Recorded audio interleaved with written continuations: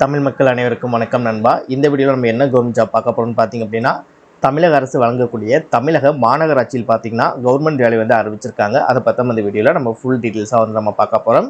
இந்த ஜாப்போட சேலரியை பொறுத்த வரைக்கும் 60,000 வரைக்கும் உங்களுக்கு மாத சம்பளம் தருவதாக வந்து அறிவிச்சிருக்காங்க.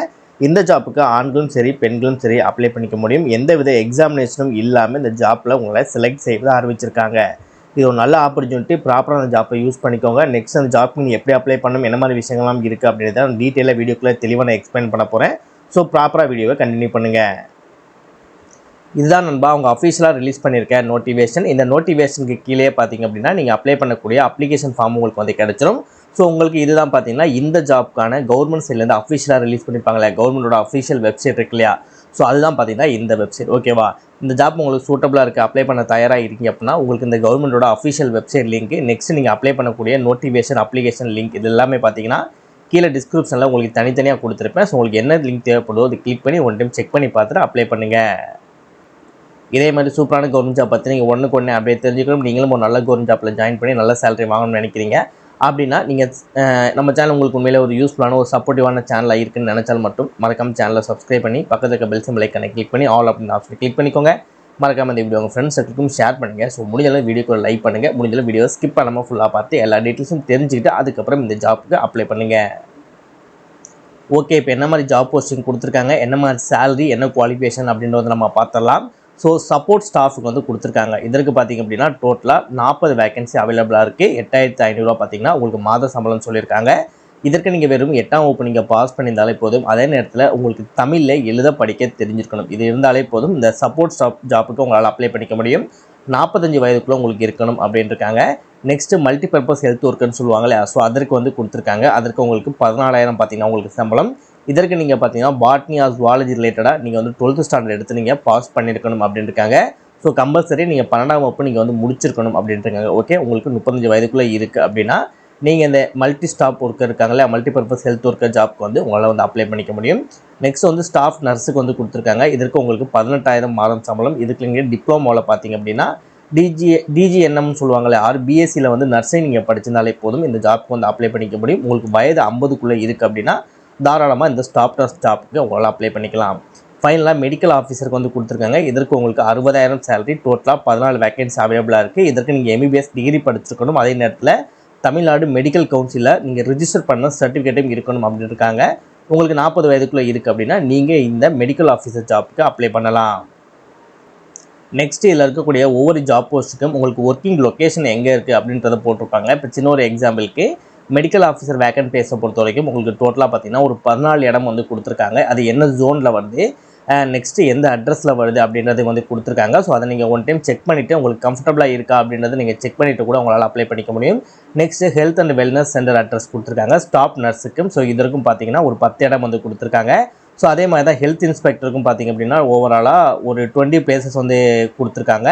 அதே மாதிரி சப்போர்ட் ஸ்டாஃப் இருக்காங்க இல்லையா, ஸோ அவங்களுக்கும் பார்த்திங்கன்னா ஓவராலாக ஒரு 40 பிளேசஸ் வந்து கொடுத்துருக்காங்க. ஓகேவா, ஸோ நீங்கள் ஃபஸ்ட்டு என்ன ஜாப்க்கு அப்ளை பண்ண போகிறீங்க அப்படின்றத நீங்கள் சூஸ் பண்ணிவிட்டு அந்த ஜாப்போட வேக்கன்ட் பிளேஸ் எங்கே இருக்குது, உங்களுக்கு அந்த குவாலிஃபிகேஷனில் கம்ஃபர்டபுளாக இருக்கா அப்படின்றத ஒன்ஸ் நீங்கள் திரும்ப செக் பண்ணிவிட்டு அதுக்கப்புறம் நீங்கள் அப்ளை பண்ணிங்கன்னா உங்களுக்கு ஒர்க் பார்க்குறதுக்கு ரொம்பவே வந்து ஈஸியாக இருக்கும். இப்போ இந்த ஜாப்போட அப்ளிகேஷன் ஃபார்ம் எப்படி ஃபில் பண்ணி அனுப்புறது அப்படின்றத வந்து நம்ம டீட்டெயிலாக பார்த்துடலாம். ஸோ அப்ளிகேஷன் பார்த்தீங்கன்னா உங்களுக்கு நோட்டிஃபிகேஷனுக்கு கீழே வந்து இருக்கும். ஸோ இந்த இடத்துல அதாவது 7th பேஜில் பார்த்தீங்கன்னா உங்களுக்கான அப்ளிகேஷன் ஃபார்ம் வந்து கிடச்சிடும். இது ஒரு 2-3 பிரிண்ட் அவுட் வந்து எடுத்துக்கோங்க. எடுத்துகிட்டு இந்த இடத்துல நேம் ஆஃப் த போஸ்ட்னு இருக்குல்லையா, ஸோ இந்த இடத்துல நீங்கள் என்ன போஸ்ட்டுக்கு, அதாவது 4 விதமான வேலைவாய்ப்புகள் சொன்னோம் இல்லையா, அதில் எந்த போஸ்ட்டுக்கு அப்ளை பண்ண போகிறீங்களோ அந்த ஜாப்போட நேம் வந்து எழுதிருங்க. ஓகே, நெக்ஸ்ட்டு இதில் உங்களோட பாஸ்போர்ட் சைஸ் ஃபோட்டோஸ் வந்து ஒட்டிடுங்க. நெக்ஸ்ட்டு இந்த இடத்துல உங்களோட நேம் வந்து எழுதிக்கோங்க. நெக்ஸ்ட் உங்களுக்கு மேரேஜ் ஆயிடுச்சு அப்படின்னா உங்களோட கணவரோட பேரை மென்ஷன் பண்ணிக்கலாம். லேடிஸ் மட்டும், ஜென்ஸாக இருந்தால் உங்களோட தந்தையோட பேரை மென்ஷன் பண்ணிக்கலாம். லேடிஸ் உங்களுக்கு மேரேஜ் ஆகலை அப்படின்னா உங்களோட தந்தையோட பேரை மென்ஷன் பண்ணிக்கலாம்.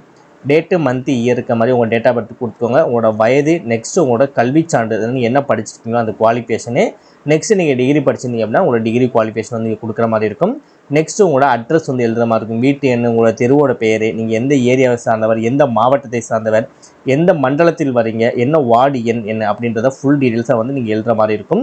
ஸோ இது பார்த்திங்க அப்படின்னா நீங்கள் தற்போதைய முகவரி வந்து இருக்கும். இந்த இடத்துல பார்த்திங்கன்னா உங்களோட நிலையான முகவரி வந்து இருக்கும். ஓகேவா, ஸோ இன்கேஸ் சில பேருக்கு ரெண்டுமே ஒரே இதாக தான் இருக்கேன், நான் வந்து நிலையான முகவரியும் தற்போதைய முகவரியும் ரெண்டுமே சேம் அட்ரஸ் தான் அப்படின்னா ஸோ நீங்கள் 2 இடத்துலையுமே நீங்கள் சேம் அட்ரஸை நீங்கள் ஃபில் பண்ணிக்கலாம். இன்கேஸ் உங்களோட சொந்த ஒரு இடத்துலையும் நீங்கள் வேறு இடத்துலையும் இருக்கீங்க அப்படின்னா நிரந்தர முகவரியில் உங்களோட சொந்த ஒரு அட்ரஸையும் தற்போதைய இதில் பார்த்தீங்கன்னா உங்களோட இந்த இடத்துல இப்போ நீங்கள் இருக்கக்கூடிய அட்ரஸ் வந்து நீங்கள் ஃபில் பண்ணிக்கோங்க.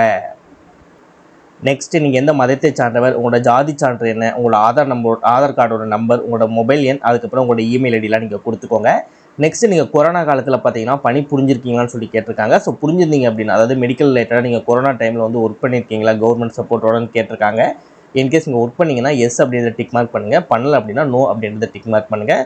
ஸோ அதே மாதிரி தான் உங்களுக்கு எக்ஸ்பீரியன்ஸ் எதுவும் இருக்கா அப்படின்ற விஷயங்கள்லாம் வந்து கேட்டிருப்பாங்க. அதான் கொரோனா பீரியடு அதில் தான் வந்து வரும். ஸோ அப்படி இருந்துச்சுன்னா எஸ்ன்னு கொடுங்க, இல்லைனா நோன்னு சொல்லி கொடுத்துக்கோங்க. ஓகே. நெக்ஸ்ட் நீங்கள் அப்ளை பண்ணும்போது என்ன மாதிரி டாக்குமெண்டேஷனோட ஜெராக்ஸ் காப்பிலாம் வச்சு அனுப்பணும்னு சொல்லி பார்த்தீங்கன்னா, உங்களோட பாஸ்போர்ட் சைஸ் ஃபோட்டோஸ் ஆல்ரெடி வந்து நம்ம ஒட்டிடுவோம். நெக்ஸ்ட் உங்களோட பர்த் சர்டிஃபிகேட் இல்லைனா உங்கள் 10th 12th மார்க்ஸ் ஓகேவா. ஸோ இதோட ஜெராக்ஸ் காப்பி வச்சு நீங்கள் அனுப்புகிற மாதிரி இருக்கும்.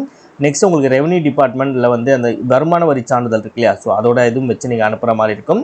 நெக்ஸ்ட் உங்களோட இருப்பிட சான்றிதழ், ஓட்டர் ஐடி இல்லைனா பஞ்சாயத்து ஆதார் கார்டு இல்லைனா ரேஷன் கார்டு இதில் ஏதாவது ஒன்று மட்டும் நீங்கள் வச்சு அனுப்புனா போதும்.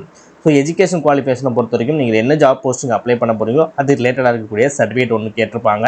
ஸோ இன்கேஸ் நீங்கள் வந்து 8th ஸ்டாண்டர்ட் அப்படின்னா 8ஆம் வகுப்பு படித்து முடித்த அந்த சர்டிஃபிகேட் இருக்கும் இல்லையா, அந்த சர்டிஃபிகேட்டோட ஜெராக்ஸ் காப்பி மட்டுமே நீங்கள் அனுப்பினா போதும். ஒரிஜினல் எதுவுமே நீங்கள் அனுப்ப தேவையில்லை. இந்த விஷயம் எல்லாமே நீங்கள் ப்ராப்பராக முடிச்சுட்டு பிளேஸ்ன்னு இருக்க இடத்துல உங்களோட ஊர் எந்த ஊரில் வந்து அப்ளை பண்ணுறீங்களோ அந்த ஊரோட பேர், டேட்டுன்னு இருக்க இடத்துல நீங்கள் எந்த டேட்டில் அப்ளை பண்ண போகிறீங்களோ அந்த டேட்டை போட்டுட்டு இந்த இடத்துல உங்களோட சிக்னேச்சரை வந்து போட்டுக்கோங்க. அவ்வளோதான். இப்போ நம்ம அப்ளிகேஷன் ஃபார்ம் வந்து ஃபில் பண்ணி முடிச்சாச்சு. இந்த அப்ளிகேஷனை எந்த அட்ரஸ்க்கு அனுப்புன்னு சொல்லி பார்த்தீங்கன்னா, இந்த நோட்டிஃபிகேஷனோட 3rd பேஜ் வந்தீங்கன்னா இந்த இடத்துல ஒரு அட்ரஸ் கொடுத்துருக்காங்க பார்த்தீங்களா, member secretary CCUHM city health officer public health department 3rd floor Amma Maaligai greater Chennai corporation Ripon building Chennai 3 அப்படின்ற இந்த அட்ரஸ் தான் பார்த்தீங்கன்னா நீங்கள் போஸ்ட் மூலமாக அப்ளை பண்ணுற மாதிரி இருக்கும். நீங்கள் அப்ளை பண்ணக்கூடிய கடைசி தேதி 9/1/2026 சாயந்தரம் 5 மணிக்கு முன்னாடியே பார்த்தீங்கன்னா நீங்கள் அப்ளை பண்ணி முடிச்சிருக்கணும்.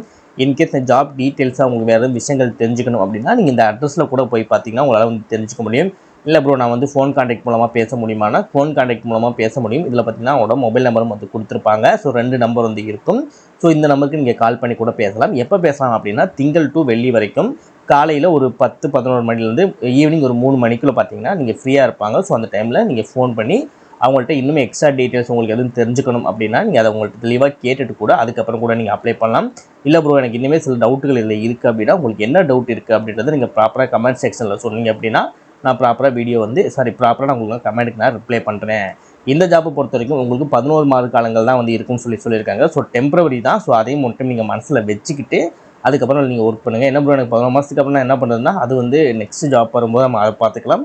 பட் இந்த ஜாப் வந்து கவர்மெண்ட் லெட்டர் நீங்கள் ட்ரை பண்ணிக்கிட்டு இருக்கீங்க அப்படின்றவங்களுக்கு ரொம்பவே யூஸ்ஃபுல்லான ஜாப்பாக இருக்கும். ஒன்ஸ் நீங்கள் செலக்ட் ஆகிட்டிங்கன்னா இதை வச்சு கூட பார்த்தீங்கன்னா நீங்கள் வேறு ஜாப் ட்ரை பண்ணிக்கலாம்.